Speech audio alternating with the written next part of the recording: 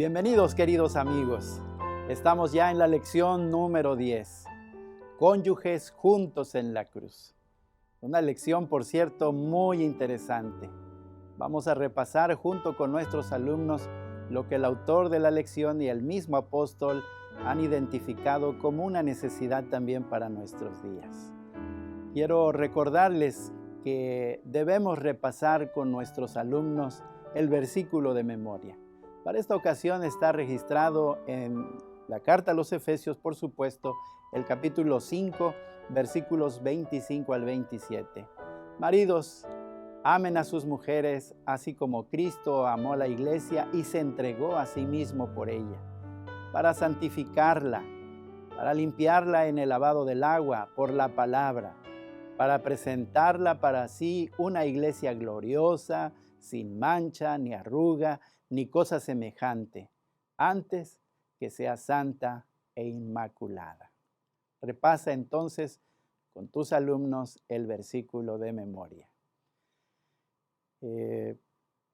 La lección de esta semana nos habla acerca del matrimonio, de las bodas. Yo encontré que por lo menos 3 de las bodas más caras que este planeta haya vivido son las siguientes. El príncipe Abu Dhabi y la princesa Salama ofrecieron un convite para sus invitados y lograron construir un estadio para albergar allí a 20,000 invitados. En la fiesta utilizaron 76 millones de euros. Una boda muy cara. La segunda boda cara también registrada en la historia fue la de Diana de Gales y Carlos de Inglaterra.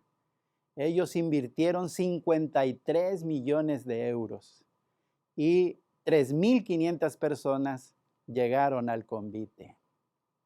La tercera boda, que también fue muy cara, fue la que se dio con Manisha Mittal y Amit Bhatia.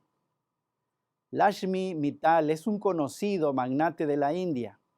Este hombre se esmeró por conseguir que su hija tuviera una de las bodas más caras de la historia y sabes que lo consiguió. En 2005 organizó un festejo que duró más de 5 días en la capital francesa. El matrimonio de estos jóvenes enamorados se llevó a cabo en el mismísimo Palacio de Versalles y finalizó con magníficos juegos pirotécnicos en la Torre Eiffel. Los invitados, escucha esto, se hospedaron en uno de los hoteles más lujosos de París y se cuenta que las invitaciones llegaron en cajas de plata de la mejor calidad. Todo esto llevó a gastar un total de 46 millones de euros en esta celebración. Toda una barbaridad, ¿no te parece? Ahora, para esta semana que hemos estudiado juntos, la lección número 10, te voy a ofrecer un bosquejo en 3 secciones. La primera, que coloca la plataforma para entender el mensaje que tiene el apóstol en mente, es, número 1, la iglesia como esposa de Cristo. Número 2, el apóstol ahora nos ofrece consejos para esposas cristianas. Y número 3, consejos también para esposos cristianos.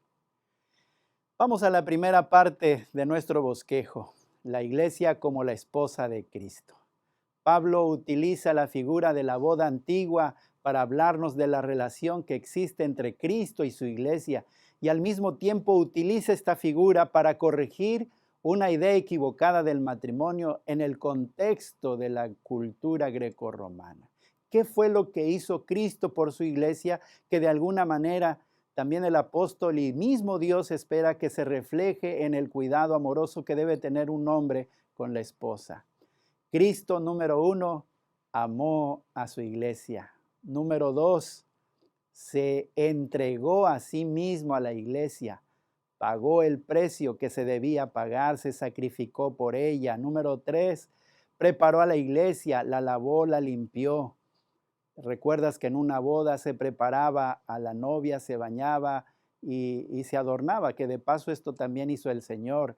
estableció las negociaciones y el compromiso, pagó el precio de la novia, adorna y embellece a la iglesia para su encuentro. Eso va a suceder muy pronto con la segunda venida. Y Él mismo presenta a la iglesia como una iglesia sin mancha, una iglesia hermosa, una iglesia triunfante. Esto fue lo que hizo Cristo el Señor.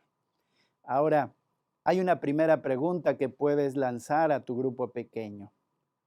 ¿Qué mensaje debemos extraer de todas estas imágenes positivas, felices y esperanzadoras para nuestra vida personal?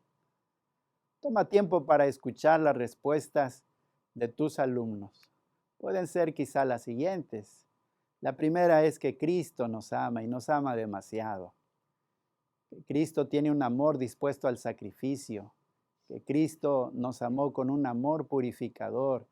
Que Cristo no ha escatimado en su amor por rescatar al ser humano, que Cristo ha ofrecido un amor misericordioso porque está esperando todavía el arrepentimiento de muchas personas, con un amor inquebrantable, porque estaremos juntos para siempre con el Señor. Son algunas de las posibles respuestas.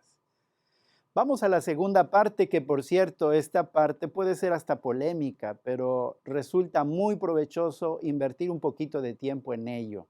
Consejos a una esposa cristiana. La orden fue de parte de Dios: sométanse a sus maridos. Es una orden, que escucha bien esto, es una orden dada en el marco de un matrimonio amoroso y funcional. Como conviene en el Señor es una frase que también utiliza la palabra de Dios, y debemos tener mucho cuidado de no utilizar la orden para hacer o insistir en que la mujer se debe someter al caballero en un comportamiento abusivo sobre las damas. A mí me parece personalmente que el versículo número 33 es la clave para resolver esto. Mira con atención el versículo número 33. Porque el versículo 33 dice de manera honorosa lo siguiente: respeto y lealtad que debe guardar la mujer por el esposo. La cultura grecorromana de aquellos entonces mantenía la idea de que la mujer era un simple objeto. El griego Demóstenes llegó a decir: tenemos cortesanas por placer, concubinas por el bien de la convivencia diaria, pero tenemos esposas para tener hijos legítimos y para tener un guardián en la casa. Qué pensamiento tan triste. Ahora la pregunta segunda que ustedes pueden elaborar para su grupo pequeño puede ser la siguiente. Cuando Pablo dice que las esposas deben hacer esto, es decir, someterse como al Señor, ¿quiere decir que una esposa debe someterse a su esposo como si éste fuera Cristo?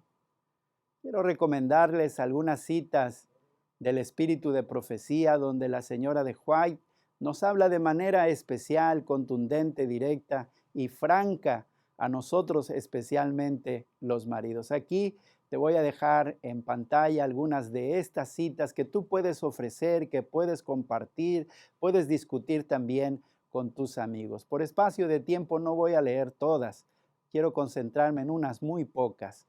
La recomendación es que puedas leer. Para mí es muy edificante leer Testimonios para la Iglesia, el tomo número 7, donde se habla de las responsabilidades de los esposos. Y el hogar cristiano, que hay un capítulo también muy bueno denominado así, Obligaciones mutuas. Te recomiendo que lo leas cuando estamos repasando también la escuela sabática. Esta cita es interesante, dice: ni el marido ni la mujer deben pensar en ejercer gobierno arbitrario sobre otro. No debemos intentar imponer nuestros deseos uno sobre otro. No se puede hacer esto y conservar el amor mutuo.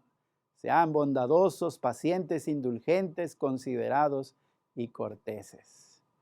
Bueno, esta cita también es muy útil para poder entender el pensamiento de Pablo y el mismo pensamiento divino. Lealtad, respeto hacia el marido. Por eso dice el gráfico que aparece ahí en pantalla: muchos maridos no leen más allá de someterse. Y entonces dice: Dios requiere que la esposa recuerde que siempre en el temor y la gloria de Dios, la sumisión completa que debe hacer es al Señor Jesucristo, quien la compró como hija suya con el precio infinito de su vida. Bueno, esta cita me gustó también porque mira, en ese marco de respeto, de amor que el esposo debe mantener hacia su esposa, dice, si el marido es tosco, rudo, turbulento, egoísta, duro e intolerante, no diga nunca que el marido es la cabeza de la esposa y que ella debe someterse en todo, porque él no es el Señor, no es el marido en el verdadero significado del término. Pablo nos anima a los esposos entonces a mantener una relación estrecha con Cristo, que eso va a marcar prácticamente la diferencia en el trato. Ya miramos la primera sección, cómo el Señor se esmeró tanto por atender a la iglesia. Y en ese marco de pensamiento debemos tratar también a la esposa. Dice, cuando los maridos exigen de sus esposas una sumisión completa, declarando que las mujeres no tienen ni voz ni voluntad en la familia, sino que deben permanecer sujetas en absoluto, colocan a sus esposas en una condición contraria a la que les asigna la Escritura. Bueno, vamos a la tercera parte por cuestión de tiempo. Consejo ahora para los esposos cristianos. Y puedes leer los versículos 28 al 33. Bueno, en primer lugar dice que se debe amar a la esposa. Y esto es cierto. Así como Cristo amó a la iglesia. Cuánto amor el del Señor Jesucristo por su iglesia. Contrario a aborrecer, porque en ese tiempo se podían ofrecer cartas de divorcio. Incluso en la cultura grecorromana tenían los privilegios los esposos y hasta legalmente de llegar a la muerte a la esposa, a los hijos y a los siervos. Por eso el Señor recomienda en segundo término también, háganlo como Cristo lo ha hecho con su iglesia, es decir, dispuestos al sacrificio. Es decir, pensar más en la esposa, pensar más en ella, estar dispuestos al sacrificio. Ámenlas como a sí mismos, como a sus propios cuerpos. Ninguno de nosotros estaría de acuerdo en maltratarse físicamente el cuerpo, pues así recomienda el apóstol entonces que debemos cuidar también como a un vaso frágil a nuestra esposa. Cuiden de ellas, identifíquense con sus necesidades y para ello hay que tomar tiempo. Qué importante lo que estamos leyendo aquí. Unidos en un solo sentir emocional, espiritual y sexual, porque la palabra de Dios es gráfica al decirnos que somos una sola carne. El matrimonio entonces, de manera concluyente, no es una subyugación ciega, tampoco es dominio absoluto. Es entonces un entendimiento en Cristo, es fundamentarnos en esa relación de amor. Finalmente, podrías lanzar esta tercera pregunta. Si eres casado, ¿cómo podrías implementar más cabalmente estos principios en tu matrimonio? Aquí no te ofrezco ninguna respuesta porque es una pregunta muy personal. ¿Cómo puedes entonces implementar más cabalmente estos principios en tu matrimonio? Yo espero que la lección de esta semana haya sido demasiado provechosa para tu vida como lo ha sido para mí. Tenemos en mente entonces prepararnos para el acontecimiento final, la venida de Cristo.